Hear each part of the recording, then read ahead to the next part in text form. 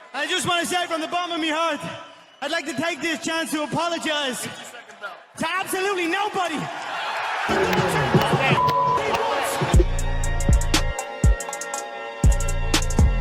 Oh, Great American Pillow Fight coming at you.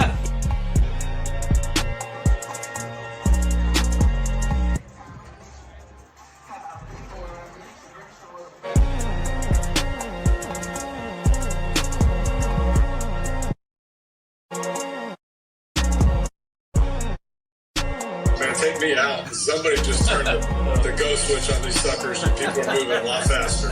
Something's going on, and I ain't ready.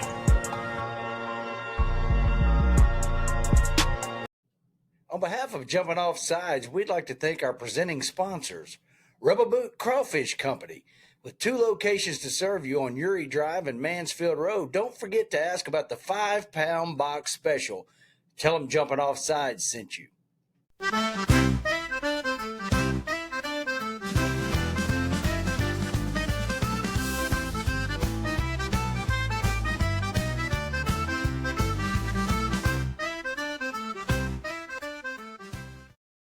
Now, from Suite 11 at Louisiana Downs Casino and Racetrack in some basement in rural Central Florida, it's the Jumping Off Sides Podcast Network. Here's your host, Chance, JD, and Mike.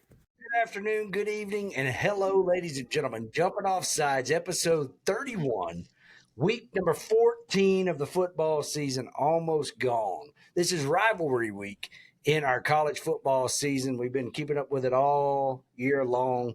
So much going on.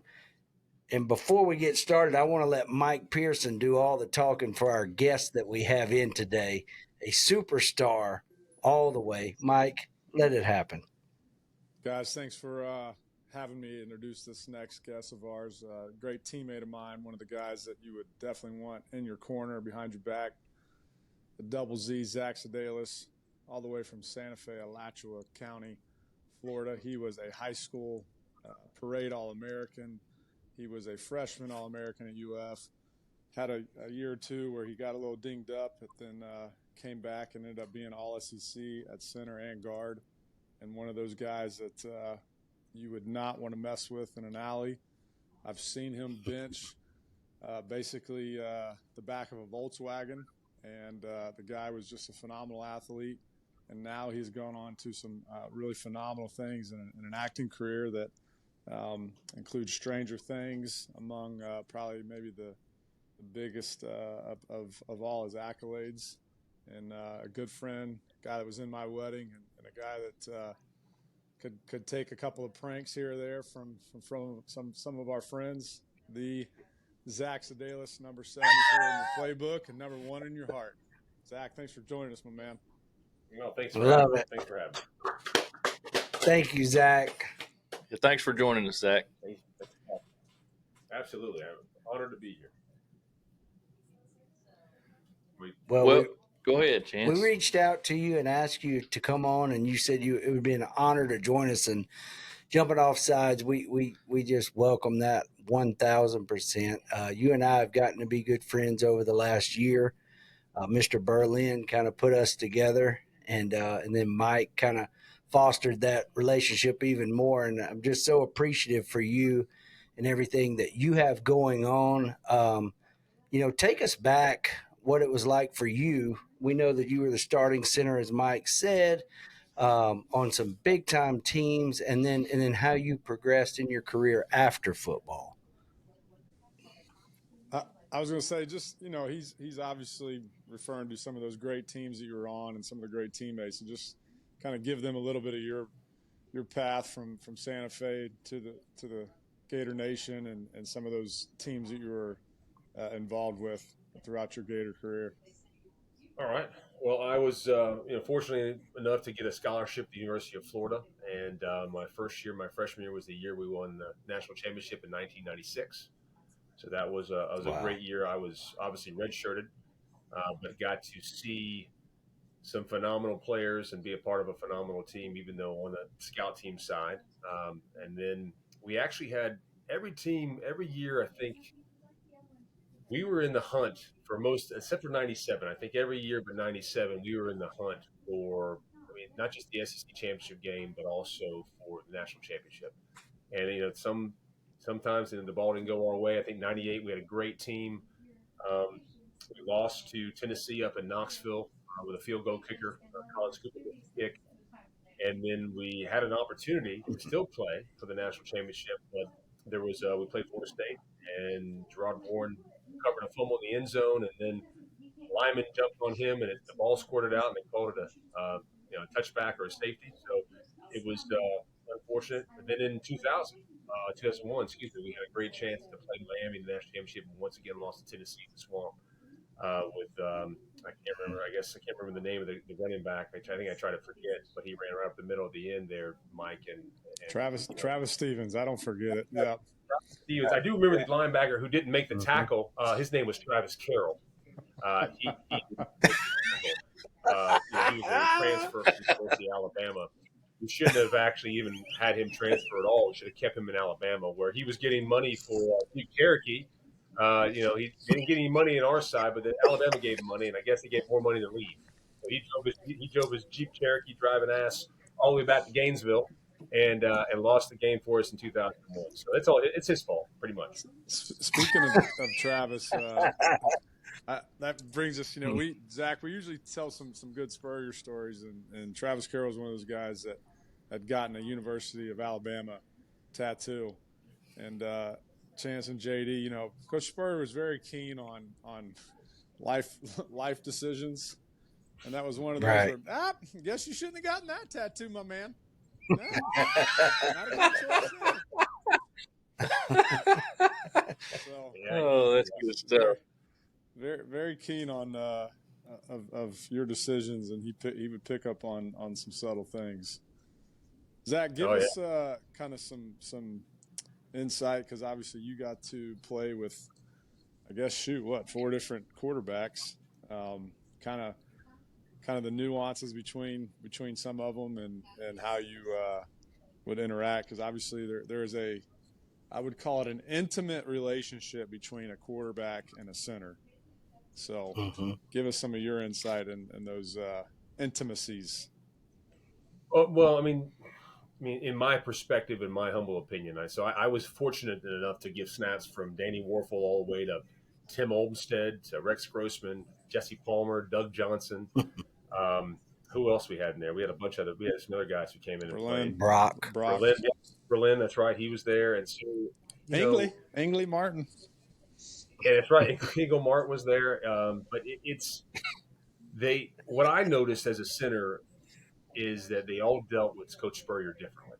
They all dealt with him differently. There was a few who could take what Spurrier was saying and screaming at him, and that was I would put these guys in a category. I put Doug Johnson, Rex Grossman, and even though I didn't play with him, but Terry Dean would have been in the same category, which I wouldn't say that they were impervious to Coach Spurrier screaming at him, but they would react in the fact where they go, I don't care what he's saying, I'm going to run this play and go. I think he affected psychologically. He affected people like Jesse, Brock, and I'm not saying they're weak, and I'm not saying anything else. It affected them, because Jesse and Brock didn't go out there to play poorly, and they did. But Spurrier would get into those guys a little bit more as far as the way he would talk to them and coach them. I think it would bother them a little bit more. Like Jesse and Brock, Tim Olmstead definitely, it would bother them. And I think Danny was all on his own. I mean, Danny was one of those guys. I think the religious side of Danny, Spurrier kind of stayed away from that, and kind of didn't push that too much. So Danny was his own entity, which he also was a Heisman Trophy winner and a great player on the team. So I think they just got affected differently. They all kind of wanted the ball differently when I started. That was pretty easy to fix. That was no issue at all. I mean, I was just trying to make sure they could have the ball the way they wanted it. But even in the huddle, you could tell they all had confidence in what they were doing, but you could tell that there was some fire behind certain guys, and the motivation wasn't necessarily just the game. It was also showing Coach Spurrier what they could do. So but they all played really, really well, all smart guys. I don't think I saw anybody really fade under pressure. Tim Olmstead one time did when we were calling a play. He got in and he was calling an audible. And he changed the audible, at the last minute.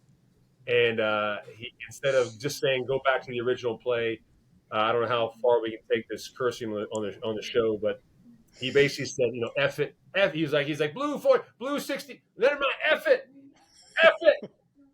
So that was a pretty funny moment, funny moment when Wiley Rich, I was playing guard. Wiley Rich, we were playing Arkansas. This is a and great story, guys. Arkansas had a great defensive line. I mean, they may have not had any other players, and we may have beaten them, but it was tough. They were a good D line. And Wiley Rich was the center. And Jesse kept going on 2 and 3. The snap count was 2 or 3. And Wiley was like, listen, man, you got to start. He kept getting beat by the nose guard. And Wiley's like, Jesse, man, you have – because he was going on 1 and 2, excuse me. And then and 3 would be like, hut. So it would like draw the defensive lineman offside. And Wiley came back in the huddle and said, Jesse, man, you need to go on 3, man. This guy is kicking my ass. You need to go on 3 because he wanted him to jump. And Jesse did not. He just went back to going to 1 and 2. And poor Wiley, he was just getting beat to death at that nose guard position when he was playing center. And it was just, those funny moments you have in the huddle that you just remember for the rest of your life. I remember one time Scotty Bryant, love Scotty Bryant, good guy. We were playing Vanderbilt of all teams. And I think we got in the game because I was like a redshirt freshman. And Scotty was there, and he's like, I say, you good? He's like, no, I just peed myself. So I'm sure Scotty would be really happy I told him that story. But here I am coming as a redshirt freshman going, what? What are you talking about? You peed yourself. What's this big deal? So stuff like that. I don't mind saying that. Scotty can take it up with me later on if we have a conversation with him. Good. Guys, Zac was one of the most, I'll say, confident guys that you would ever play with. And for us, he was a real kind of just, stoic guy. So he's one of those guys where he has that look about him. Like, if you want to mess with me, go ahead and feel free. But the one thing that would kind of calm my nerves before we would go out for our first snap is Zac was not real good with putting a mouthpiece in. For some reason, he tried to cut that thing down as small as he could because he would just almost start vomiting. And for me, because like we talked about, because we all have these little stupid calming effects, I would have to stand right next to Zac, and he would almost get frustrated and angry with me, but he knew that I was not going to leave his side like a little 3-year-old until I saw him start dry heaving to then make me start laughing. To then, all right, now we're ready to get the game started. So Zac was kind of like my Linus security blanket, where if I saw him doing that before we ran out for our first play, I knew that everything was going to be fine. But I had to cut my mouthpiece down because I had to talk. I had to call call the offensive line plays as far as the guard and center. And I have an extremely very sensitive gag reflex. So if I know for a fact that if I ever got hooked on heroin, that I'm never going to perform fellatio for heroin. So at least I know that about myself, and I won't be doing that to survive if I ever in a drug addiction situation. And this is why we have a lot to be thankful for, and Zac Zedalis being one of them. We have a lot to be thankful that Zac Zedalis is on our side and is one of the all-time. Guys, I'm really trying to tone it down. I've got it down on about a 2 right now, so I'm keeping it calm. Guys, he's one of the all-time. Bro, you let it rip. Yeah, this is as real as it gets, Zac. You say whatever you want on this show, buddy. Yeah, you are free. I mean, Zac, when we were up there for that LSU game, I let Chance and JD know that. Well, I let those guys know how, I said he's one of the strongest people that I've ever known in my whole life, and that you were the only person that I know of that was able to take a boot off of the back tire of your vehicle and put it in the back of your truck and drive around so you could get basically a free parking spot anywhere you wanted on campus. And that lasted like 2 months, man. It was a good run. A really good run.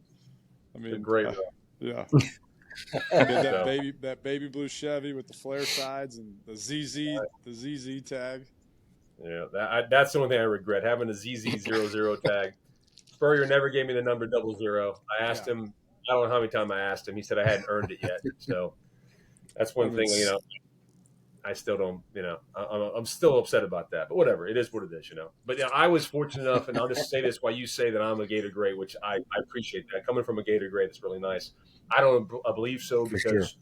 I got to see people like Jeff Mitchell and Donnie Young and Mo Collins and Mike Pearson and, and other guys like that play firsthand. And, I was strong. I could hold my own, but when it came down to really seeing how it was supposed to be done, those guys kind of showed me the way. So I knew what the level of expectation was, and so I just tried to do the best I could, not to degrade that in any way. So I think we held our own. We had some really good lines when we were there. We had some really good lines that we held together on the teams we played on, and I was just fortunate to be a part of it.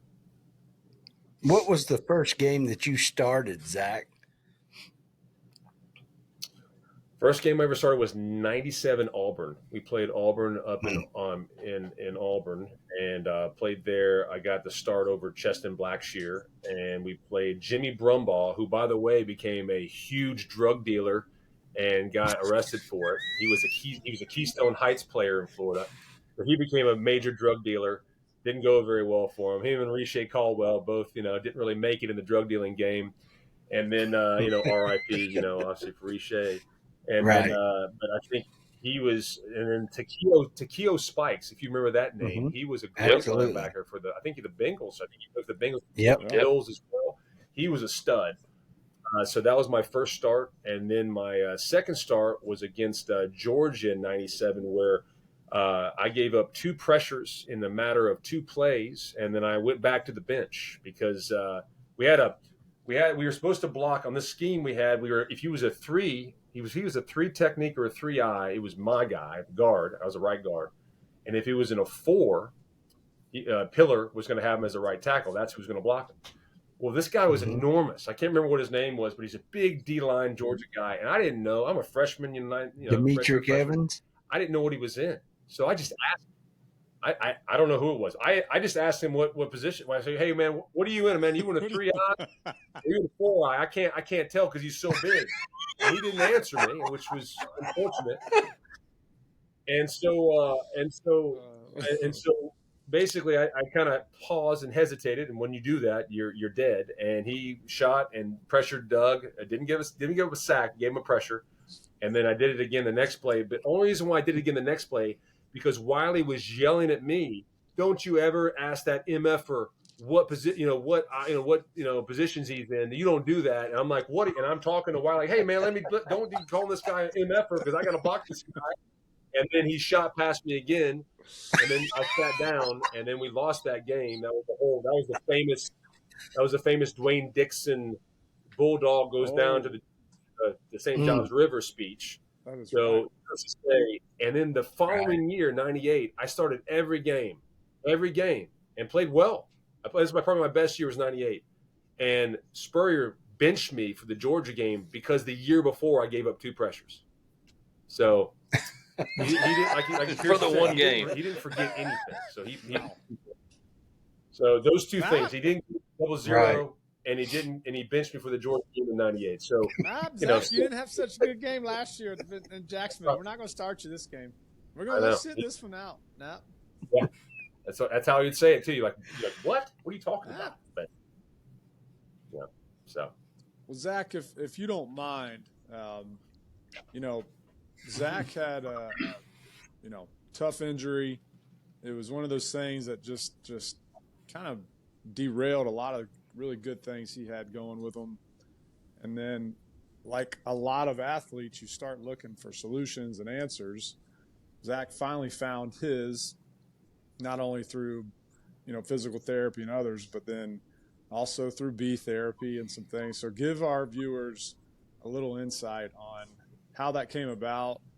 I will put my little twist on it at the time that you stung your mom on her ankle because she had hurt that. So we'll go into that a little bit, and then tell us a little bit about if you're still using some of that therapy and some of that modality.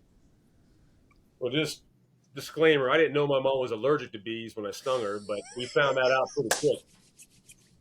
When the throat starts closing up, you're like, well, maybe I made a mistake here. So So, timeline 1999. We're playing Western Michigan. They're so bad. They're such a terrible team at the time, and we're beating them out. We're blowing them out. But they hadn't established who the backup center was yet. It was between David Jorgensen and it was between Tommy Hilliard. And I don't think Coach Stevens at the time, trusted either one of those guys because they were young, they were freshmen, so they didn't really establish themselves as a true backup. So they left me in the game. So I'm in the game, I think, with second and third team guys, which is fine, no big deal. I don't mind playing. And we had a call. Anyway, long story short, one of the linebackers rolled up in my leg, and they thought it was a torn MCL, which plenty of blood flow to that part of the knee, so it should heal on its own. We had UCF the next week, and then we played Tennessee. Well, little did they know, because we just did an MRI, didn't do an X-ray, that actually broke my leg. So I had to call what's called an avulsion fracture. So a part of the MCL tore off a piece of the bone on my leg, and we didn't know that. So I spent, this machine called the Biotics machine, where it force bends the knee, because all they thought they had to do was break up scar tissue. Well, they were just re-breaking my leg over and over and over again. And of course, I've never been hurt before. I'd always been healthy all through high school. I've never been hurt. I always been the Iron Man guy. I could tough it out. And I would tell our trainer, like, listen, man, this does not feel right. And his response was, well, I think this is the motivation. His response was, it was so nurturing. You have a heart of a gerbil, and I have 80-year-old women tougher than you. So that was, real nurturing by our staff at the time. And they didn't know, right? They didn't. So anyway, long story short, 8 weeks go by, finally get an X-ray, get pulled in the office, Doc Pete, CP, all the training staff, close the door and say, hey, man, we messed up. You broke your leg. And now we have to re-break it, because at that point it calcified to us. My leg wouldn't bend or straighten. So we had to re-break it and then get back out there for spring. So I lost the whole year. But the interesting point by the whole year was I was getting like hate mail. People were calling I don't know how they got my phone, because this is when you had landlines. And they were calling phones saying that I was soft. And I'd go out on the sidelines in a crutch or whatever, and I'd get booed by the fans behind the bench, because they didn't know. They just thought that I was soft. So that was it. It definitely changed my personality a little bit. I was a little bit more happier and lucky and positive in life. That changed me a little bit. So I my dark side kind of came out more and more. And what was the tough part about that 2 years, when I was hurt for 2 years, because I basically, after they healed it, then I had a meniscus tear and from that injury, and it just took 2 years to come back. And you don't feel part of the team anymore. When you're 19, 20, 21 years old, and you're no longer a part of the team because you're not helping, it really puts you in it's a hard place to be mentally. But anyway, we got through it. But anyway, that was the injury in a nutshell. So then, Zach, like we said, my bad. I'll go. So my bad. I thought Chance had his hand raised. He wanted to ask questions. So anyway, through the therapy process, I had a little bit of arthritis in the knee, had some in my shoulder from working out, and I had a therapist in town, good buddy of mine to this day, great guy, neuromuscular therapist named Randy Brower, and he said, "Listen, man, I can take care of some of that arthritis with honeybees. I can give you a bee sting." And I was very skeptical. I was like, "No, what are you talking about, man? A bee sting? No way." He showed me the research, the study from the University of Maryland, from overseas in Europe. They did studies on these things where they actually do injections. So I let him sting me with a bee in my shoulder once, and it cured it. And I was a believer. So basically, Randy, the witch doctor, he had a beehive at his house. I'd go and load up a bunch of bees, and I thought, hey, one sting works. 40 or 50 must be a lot better.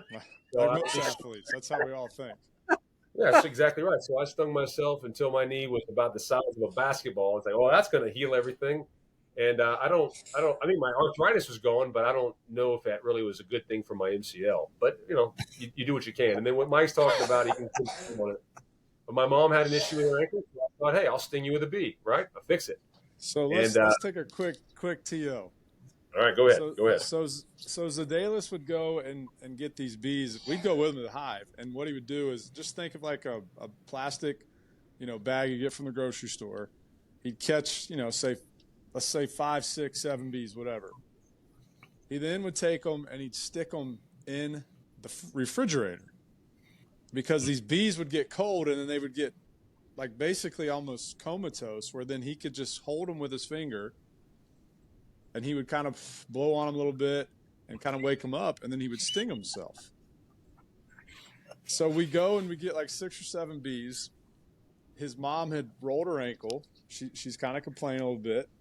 So Zac has this bright idea that he is going to give his mom some bee therapy.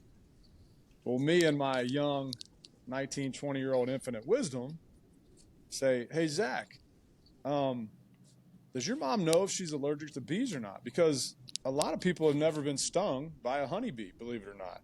He's like, what are you talking about? I'm like, I'm serious. Like, it's not like an everyday occurrence. We probably should make sure. So we get over there through the discussion, and she goes, you know what, Mike, I don't know if I've ever actually been stung or not. Well, then Zac, with his infinite wisdom, just kind of puts genetics to the test and says, well, she's my mom. There's no way she's allergic to them because I've stung myself hundreds of times. So once again, to Zac's credit, he thinks if 1 is good, 2 is what? Better. Even better. That's right. So he figured, let's sting her 3 times just to make sure that this ankle problem goes away. Zac, you can go ahead and go fill in the rest of the story from here, pal. She wasn't worried about her ankle after that. She was fine after that. She just couldn't breathe very well. Her throat was closed. So. She took a trip to the hospital, boys, because let's just say she went into a little bit of that anaphylactic shock. And meanwhile, Zac's on the phone basically telling her, well, I guess your genetics aren't good because they don't do anything to me. I was a little bit more loving than that than my mom, but yeah, she had to tough it up a little bit. She was a tough mom, so she had to walk it off. Walk it off. Just walk it off. You'll be fine. Take some deep breaths, walk it off. I love it. All right, so let's say this. I want to say this. So you went through the whole process of not feeling like you're a part of the team, and then you come back, and then you got to deal with the pranks. Mike told us a little bit about it. What about the Orange Bowl prank with all your clothes being in the bathtub?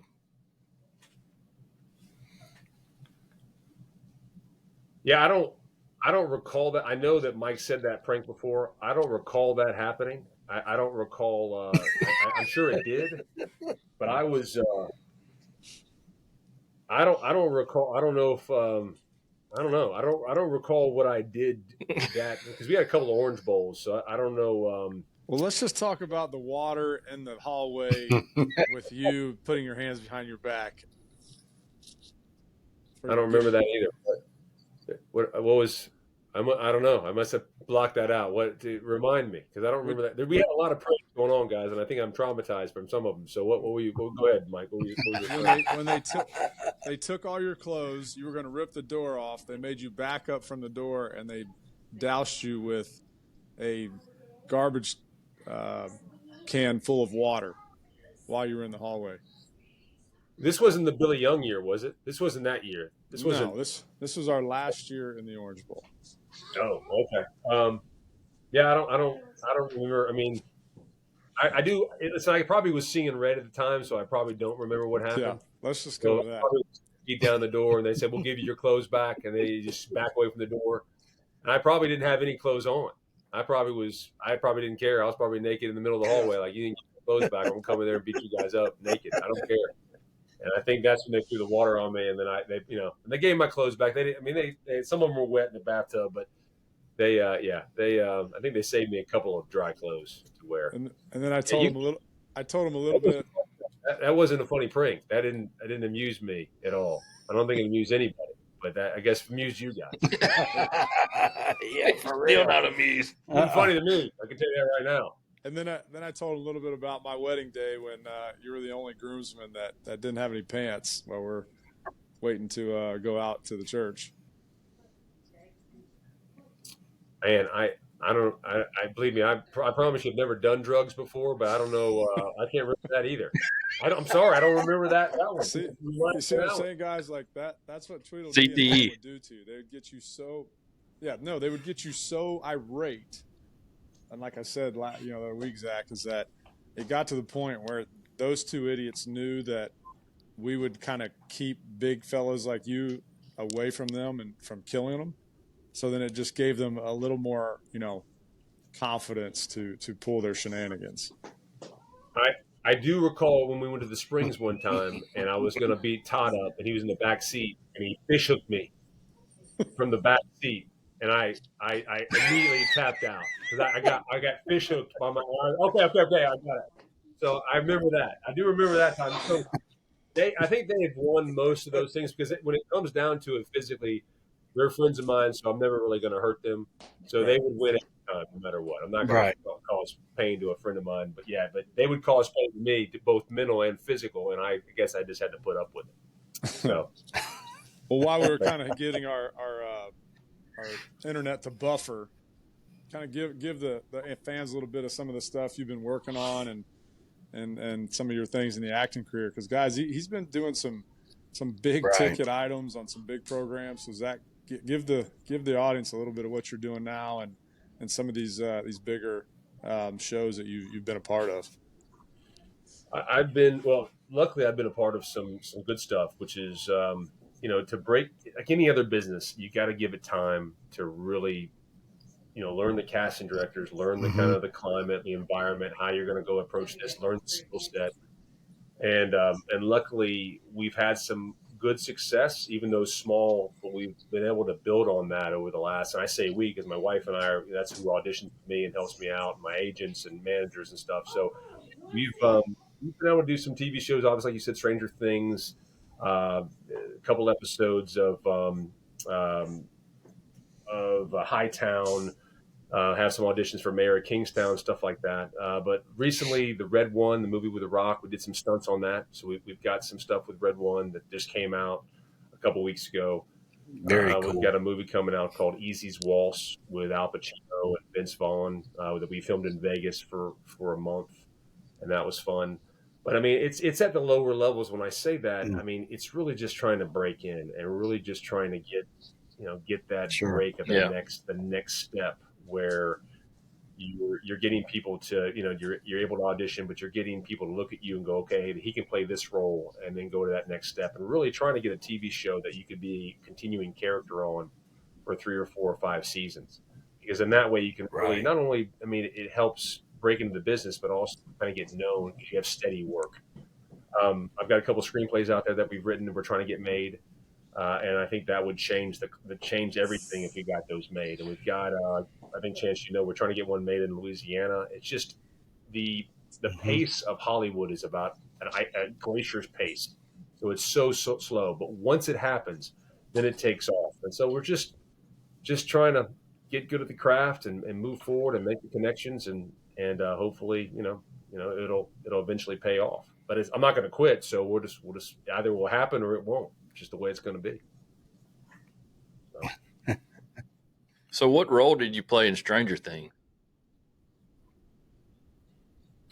The role in Stranger Things, I was one of the Russian guards. That it wasn't a huge role at all. The thing is that I learned Russian for that for like 3 weeks, because we have some guys on the stunt show that I do at the contract I have with Disney, who are Russian guys, and we went over this for 3 weeks. I kind of learned the Russian dialogue as far as for that scene, and I did it, shot it, and then they cut it out.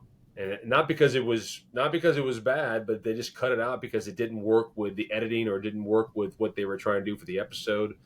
So, you do a lot of work sometimes and you don't get to see it on film. I mean, Godzilla King of the Monsters we did with Millie Bobby Brown and Charles Dance, and that movie that came out.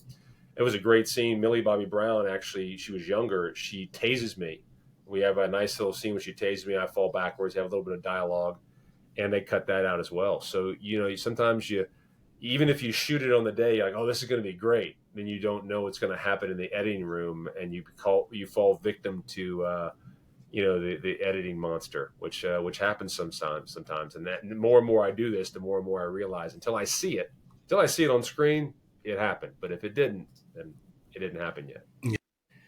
We would like to take this time to thank one of our corporate sponsors, Louisiana Downs Casino and Racetrack.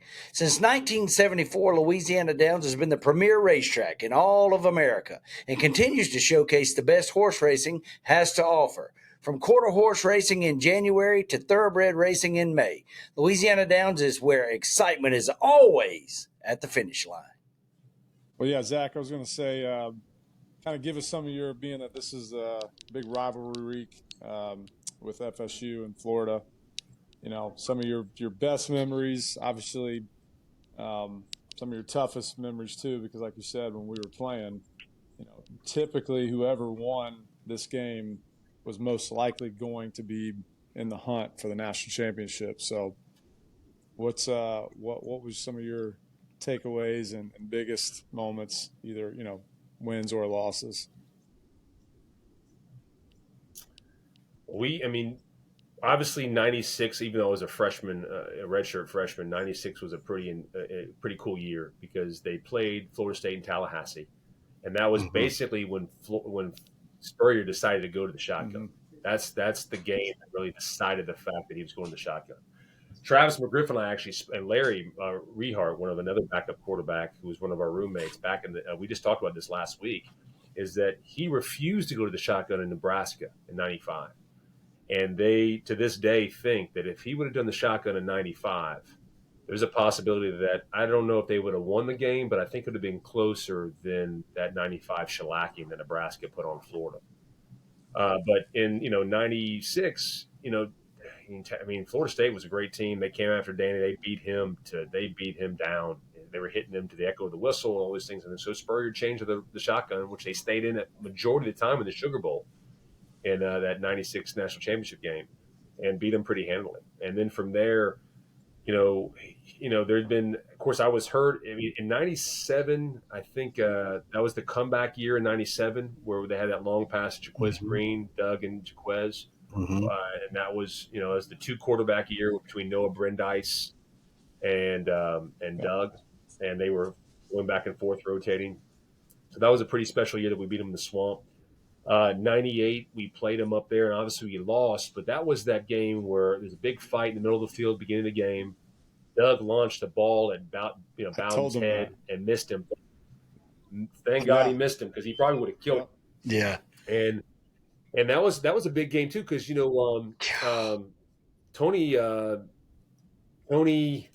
Wow, I'm having a blank on his name. What's his name? Tony George. I'm sorry, I don't know why I blanked on his name. Tony George got thrown out of that game before the game started, and he was a lockdown safety corner kind of guy, and we lost him. Yeah, and that hurt us during that game. But they had a great D line that year. That was when I was always told that the closest you're ever going to get to the NFL speed is playing Florida State back in the day. Now, I don't know about how it is now, but that's how it was, the closest you got. So 98, we lost. 99, I want to say that was the ridiculous year that was that the year y'all wore orange pants and blue tops? Yes. It was awful. Was that year? Awful. Yeah. Yeah. I was hurt. Thank God I was hurt. God, was I can't put that combo. Yeah. And so, so that was bad. 98, and then 99, and then 90, and then 2000. I was injured as well. And then 2001, we played Florida State, and we won. That was the year that they were playing pretty dirty, but we beat them in the swamp where they hurt Ernest Graham's knee. Dockett, yep. With Dockett, yeah. And so, yeah, but the thing about Florida State, the thing I remember the most, I think Coach Stevens would always do the speech for the Florida State game. So it was a pretty big week because it was the culmination of the year. We usually ranked pretty high. We usually had a chance to really, go further past the SEC. And we, that was kind of like the last game of the season for us and a huge rivalry week. Now I'm still a rivalry, but it's not as important to the nation as it is to Gator and Florida State guys. Yeah, especially this year with the dumpster fire that's going on in Tallahassee and all the things that are happening up there. What's we've kind of went through our roller coaster ride with the Coach Napier, watch list. How are you with it right now? And give it the full the full throttle on your opinion on what's going on. Here's the thing, in my opinion, I'm not a happy Gator when it comes to not noticing what the problems are at Florida. I think that there are some major issues with the AD, Scott Strickland. I think that I think for Napier, in my humble opinion, and this is me not being on the team, not knowing what the ins and outs are, but having some people who are plugged in, I think there's been a big culture issue. I think with Florida, once Meyer left, which Meyer left the covered bear, and I'm not a big fan of how he left the team. McElwain had some success. I mean, he obviously went to 2 SEC championship games, one SEC he got blown out by Alabama, but there hasn't been a winning culture there, like a really winning, sustainable culture for a long time. And I think that you got transfers. A guy who transferred to Ole Miss, who spoke about how he wasn't being coached. He wasn't being. Remember, I can't remember if he's a quarterback or a receiver. I think he was a quarterback. He wasn't. He was a receiver. He wasn't being coached like he expected to be coached. And I think that when you start pulling back from the X's and O's with the NIL money coming in, with how you're trying to get these guys to come to school, sometimes that's lost in the mix. And I think they got away from it. And I hope that this new kind of the movement that we're going in now, where they're beating Ole Miss, they're having some success. I'm hoping Napier has kind of grabbed the reins and pulled back and said, listen, we need to get back to the basics and coach these guys, how to tackle, how to block, know your plays, know your assignments, watching film. And hopefully that's the direction they're going in. But until I see it, I don't, I won't believe it. But I mean, you got with DJ Lagway, you've got 40 plus other blue chippers on the team. So they have talent. It's not like they're not talented, right? They're playing at UF. And, and I don't know if last week against Ole Miss was Ole Miss shooting themselves in the foot because they were 0-3 in the red zone and Florida was 2-2, or if it's just they're getting better. So I guess we'll have to figure out, and this week's not really a great sign unless they lose. They're getting better unless they dominate. But I don't know what's going on there culturally. And I just know that they need to get better. And I think, and Mike, you may be aware of this as well, there are so many people on that staff, not just coaches. They've got like assistants and other guys who come in, and there's like 150 people on the sideline. And so you've got these little, I don't feel like the group is together as a cohesive unit. I feel like they're just like little factions of things making up a Florida football team. And I feel like it's gotten too big, but that's once again me talking from outside of the the locker room. If that makes sense. Yeah, I think there's signs and there's evidence of improvement, especially in this last month. I think you're right on the fact that this needs to be a building type of momentum, and we can't then have a faltering or something that doesn't repeat next year. I think is where I'm going to kind of hold my judgment. I'm definitely in agreement to keep the staff, maybe add a few things here and there, have some tweaks, which I think they're going to do. Obviously, the recruiting's starting to really ramp up here in this last 2 or 3 weeks, much to our co-host chagrin and JD and some Seminoles and other people. So those things are pointing in the right direction too. But I think you're right where culturally there's been some things that were inconsistent, and hopefully they're on the right path now. Well, I know you talked about the NIL money before with Florida, and kind of sometimes that's kind of a mess with that group where they're trying to get it all together to figure it out. Because right now it's the Wild West for everybody. I mean, really, everybody's kind of trying to figure it out. The only people who haven't gone that route is Clemson with Dabo. He hasn't gone that route. He wants to stick to just recruiting and keeping those guys. I commend him for doing that. I think it's tough, and I think that he's been pretty successful so far. The main issue I think with that NIL money is I don't know when we're going to go to contracts, but we need to eventually go to contract. We say, listen, guys, you were young men. You guys we're offering you X amount of dollars. We need to offer you a 4-year contract that if you fulfill 3 years of that before you get to the NFL, you'll get X amount of money, or you get X amount of money each year. But we need to get these young men. Not only is it going to help them prepare for the future for either NFL or life, but it's going to help the university kind of track in contract money for these guys at home, where they're not going to just move on because they don't like the school anymore. They want to go to somebody else that has more money because then they have to do buyouts. I think the school would have to do buyout contracts. I think we need to move in that direction. And I'm surprised they haven't talked about that yet. I haven't heard anything about contracts, but I'm surprised we haven't gone in that direction to lock these guys in for at least a year, 2 years, and then having penalties if they do transfer as far as money, financial penalties for the other school who's picking them up. Well, we haven't had a chance to do our under the hood instant replay yet from last week, so we need to run through that right quick. Talk about what we had go on last week, some of the games. Mike, I'll let you spike the football at this point. You went 15-3 on your win and loss, 35-19 overall. I was 30-24, and Chance was 28-26. So some big games. There was quite a few upsets last week. Of course, Florida beat Ole Miss 24-17. You had Ohio State beating Indiana pretty handily, 38-15.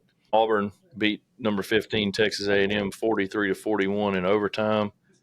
You had Kansas beating Colorado 37-21. Arizona State was a favorite, but they beat 9-1 BYU at the time, 9-1, 28-23. Nebraska beat Wisconsin pretty handily, 44-25. Louisville handled Pitt. We had Notre Dame whipping up on Army, 49-14. And then we had Boston College winning 41-21 last week over North Carolina, which happened to be Mac Brown's last game as the head coach of North Carolina. So just to go through a little bit of that from the takeaways from last week, there was quite a few upsets. I think from my vantage point, it seems like there's I don't know what's going to happen in the SEC. Alabama getting whipped at OU, like handled 24-3 to at the time a 5-5 OU team. And then Ole Miss losing. I think both of those games just kind of threw the SEC in shambles as far as who we're going to get in the playoff, how it's going to happen. You still got a couple of weeks here to play. You got this week, you got championship week.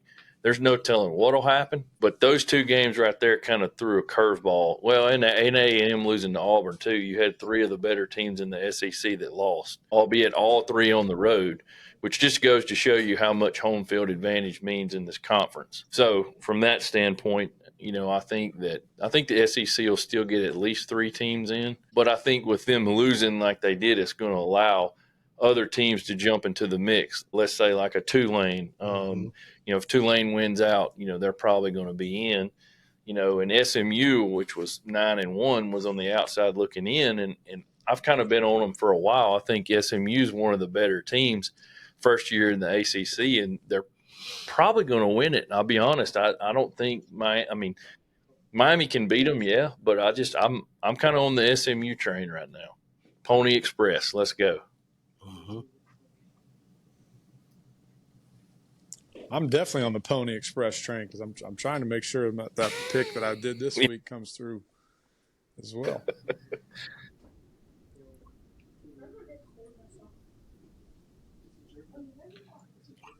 Yeah. Yeah, Rhett Lashley really has them going in the right direction. We talk about the SEC, and I heard, I'm not a big fan of Paul Feinbaum or any of these people, but the SEC, it just shows you how difficult it is to win the SEC week in and week out. Mm-hmm. And for some of these other conferences like Ohio State to be in, or Michigan, or Tulane, or Indiana, I'm not trying to degrade their schools, but they just could not handle being in the SEC, and they wouldn't have the same records if they were in it. Indiana to me is would be the Vanderbilt of SEC. I think they would get whipped by everybody. Vanderbilt has some good games. Mm-hmm. They have some good players. Mm-hmm. They really turned the program around. But I just don't see how Oklahoma's finding this out as far as how difficult the SEC, even with the win against Alabama, they're finding how hard it is to play in the SEC. And I think that, you people just don't understand how difficult it is. So when people say, oh, the SEC's weaker or they really shot themselves in the foot, man, you got to run that gauntlet to get to the SEC championship game. And even now, there's It's no tough. East or West, so it's just best record. So last week they were doing it's the even Gator harder to chomp get in there. Neyland Stadium. So Yep. That's how much the craziness of the college football world and SEC is right now. Mm-hmm.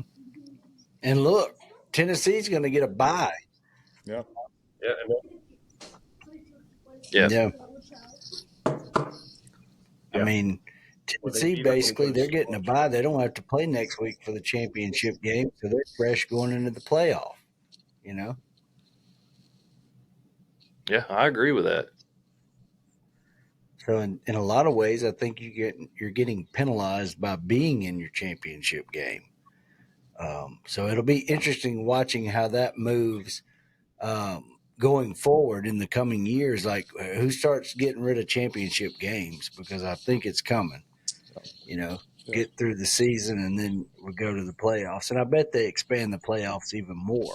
Yeah, we were talking about that exact scenario this past week at the Florida State Rivalry Cup, which the Gators did take home. So just to let the sports world know out there that we started the week off right by bringing that title back home to the rightful owners. I love it. But we talked right over left. But we talked about that this week about, will conference games have the precedent that they have had in the last 20 or so years? Will they still be as important, or are you better served to not get into the conference game, make one of the bottom 5 to 12 spots, and get a bye week potentially, get healthy, etc.?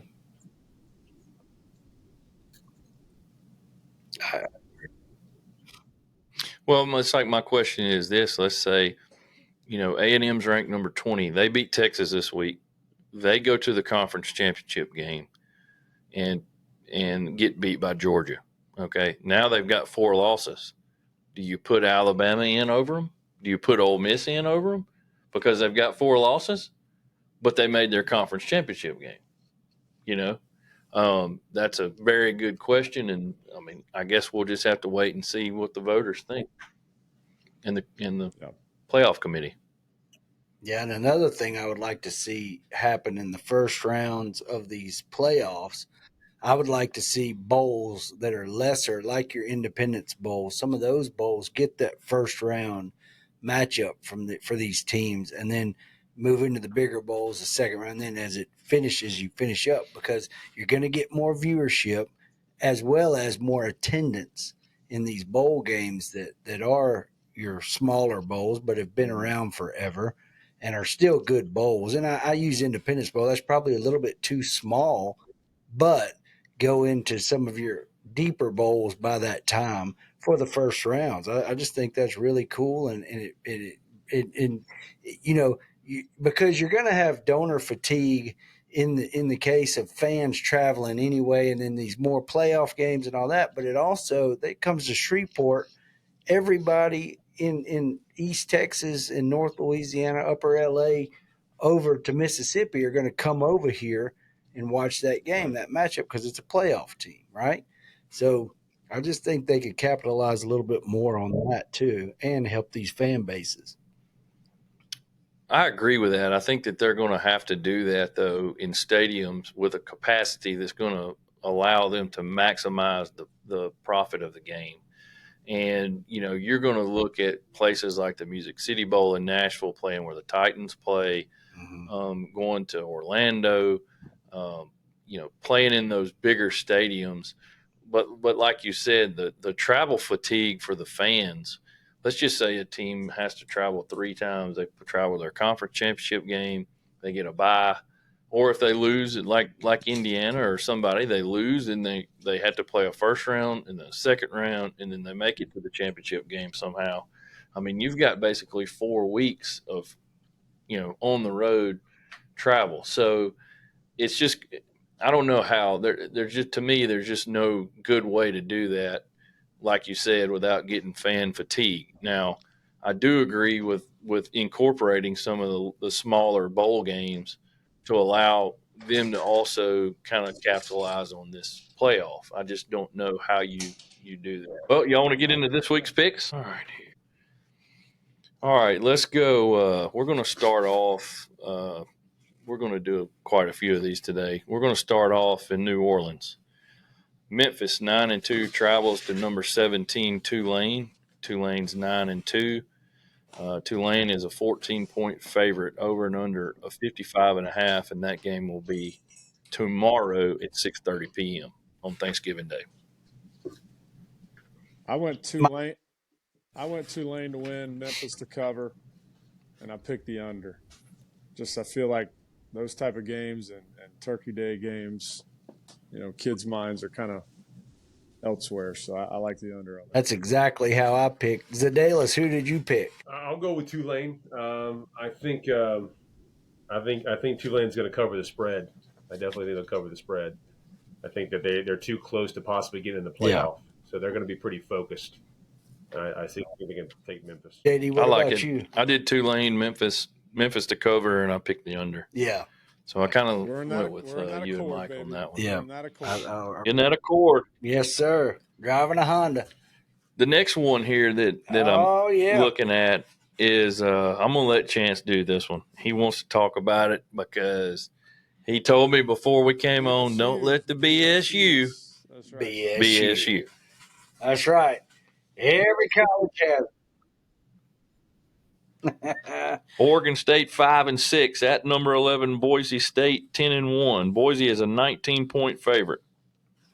Yeah, I'm not going to let the BSU BS me this week. I am taking Boise to win this one, but I'm picking OSU to cover on this one, and I'm taking the under on it. So the BSU is not BSing me this week. The BSU BS me all over the place. I went BSU, and the over. Michael? I took the BSU all over the map. Me too. Oh, heavy on Yes, the sir. gas. Get on the gas. What we like, Zach? I agree with Mike. I think they're pretty focused. They're in the college playoff. They're locked in for a bye week. They're gonna, this is the big chance for Boise State to actually Heavy on the What gas. you did to Oklahoma years ago. Yeah, they're ready to go. They're gonna definitely be over. Love it. Love it. Here's one that we picked. We'll just go down the line here. Number 5, Notre Dame, 10-1, is playing in the Coliseum against USC, which is 6-5. Notre Dame is only a 7.5-point favorite and 51.5 on the over and under. Zach, who do you like? Here's the thing: is that if Notre Dame can lose to USC, right, this helps Alabama kind of climb that back into the playoffs. So, obviously being an SEC guy, I want Alabama to get back in there. But you know what? I don't think Alabama's deserved it this year. So they're not. It's going to be one of those years they're going to have to sit out. But I'm taking USC. I think USC's going to pull off the victory against Notre Dame. Wow. Pull it off. Oh, upset pick of the week right there, guys. I got it. That's his. That may be his Rubber Boot Crawfish Company upset of the week right there. Could be. I took Notre Dame and I took USC to Watch cover Notre Dame that, beat and them I up. went with the over on that one. So Notre Dame, USC, and the over. I think Notre Dame is going to blow USC out. Even though it's in the Coliseum, I think that Notre Dame is playing a lot better this year than they have in the past. They're actually playing a physical brand of football ever since they got beat by Northern Illinois. And so I'm taking Notre Dame to win, to cover, and I'm taking the over. There you go. Heavy on the gas. Mm-hmm. What about 71?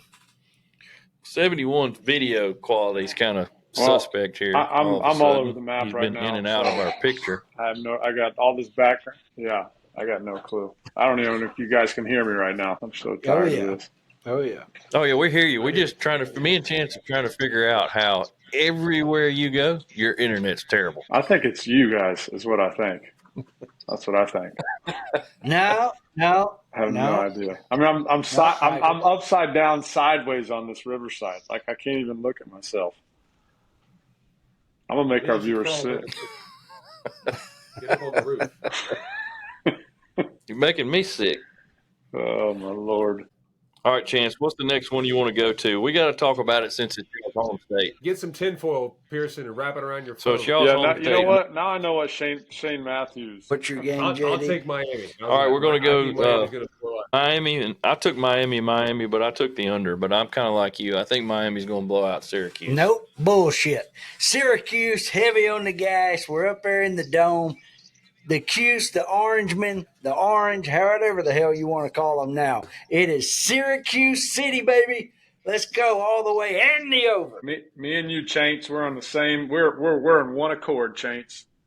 Love it. Me and you. We're Heavy on in the that gas. Honda together. Hell yes. All right, so Cal 6-5 at number 9 SMU in Dallas. I agree with you, Mikey. I think Mike's 10 seconds behind us. Absolutely. You can hear yourself in there. I know. I don't know what's going on. Mike, I hear you this morning. Next game. This right here is my Rotag Portable Toilet Services no shit pick of the week. There is no shit that we're winning this one. SMU and the gas. SMU and the over at 67.5 points. Rhett Lashley and the boys hammered down. We're doing it right here. Same thing. I went the same direction. Zach. Same thing. I love it. All right, so let's move on down here. Let's go to the game that nobody really cares about down here, but 6-5 Michigan at number 2 Ohio State, 10-1. They're playing in the Horseshoe.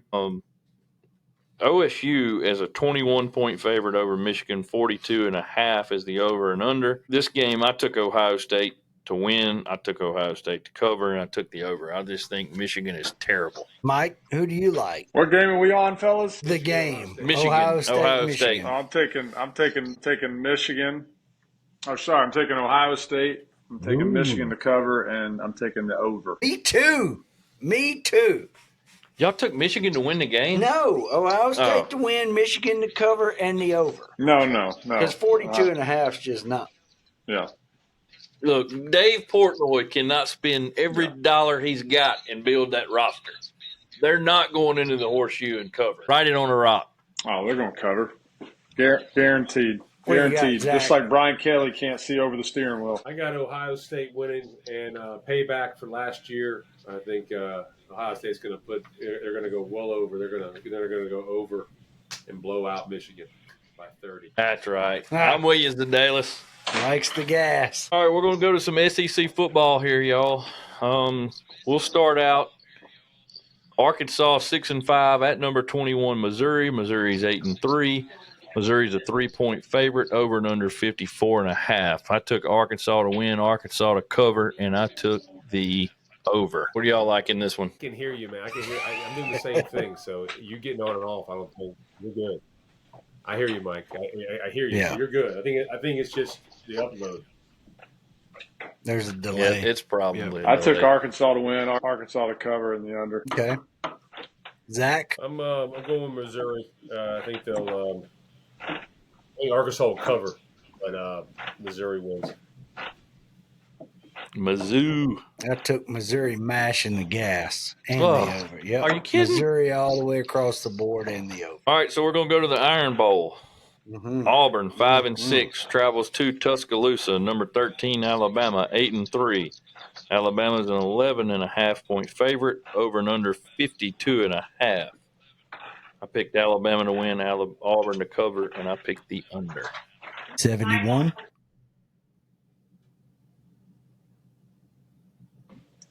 I took Alabama to win, Auburn to cover, and I took the over. Zach? I'm gonna go with Auburn. Auburn's gonna spoil Alabama. They're gonna beat them. They're playing well right now, and I think they're gonna beat Alabama. Upset. I like it. Do you know what, Paul? This is going to upset some of your viewers when I say this. In the loving words of Harvey Updike, as he would say, I'm going just the opposite. War damn Eagle all the way around and the over. War Eagle and the over on both sides. What did Roll Tide Willie say? You got to blitz. They don't know how to blitz. All right, next game on our slate. Oklahoma 6-5 travels to Baton Rouge. First time playing in Tiger Stadium. It's a night game. LSU 7-4, and they're a 6-point favorite, over and under 47.5. Who you got, Mike? Give me Oklahoma all the way across the board and the under. Heavy on the ground. Oh, Roughnecks. The Roughnecks. I'm done with Mike Pearson. We're not friends anymore. I'm done. Walking off set. Zach, go ahead and upset him some more. Your turn. I just had to go with it. I'm picking LSU. Oklahoma won last week, but they've never played at Death Valley at nighttime. Those fans are going to be locked in and loud. I think LSU takes it, and they cover. I'll go with the over. LSU, the Roughnecks, and the over. That's what I took. I took LSU to win. I took OU to cover, and I took the under. I think it'll be about a 3-point game because the defense for OU is playing really good. All right, next game. Florida, 6-5, 14.5-point favorite at Tallahassee. Florida State, 2-9, 6 p.m. game, over and under 45.5. We'll let the former Gators go first. Yep. Well, I think that UF is on the right track. I think they got their house in order. I got them winning.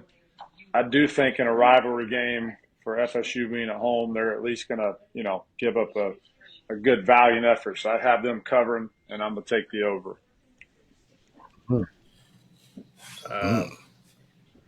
I can't pick against Florida, but it's going to be cold. It's going to be under 45 degrees, and Florida never plays well in cold weather.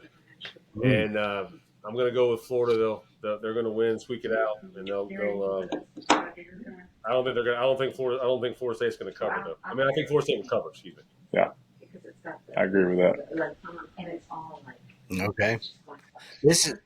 I'm writing this one on a rock and throwing it through the pay window. Florida, and the over. Total gas. Let's Total go. gas. I'm play telling right you, there. Lagway is fixing to light Florida State's ass up. Mm-hmm.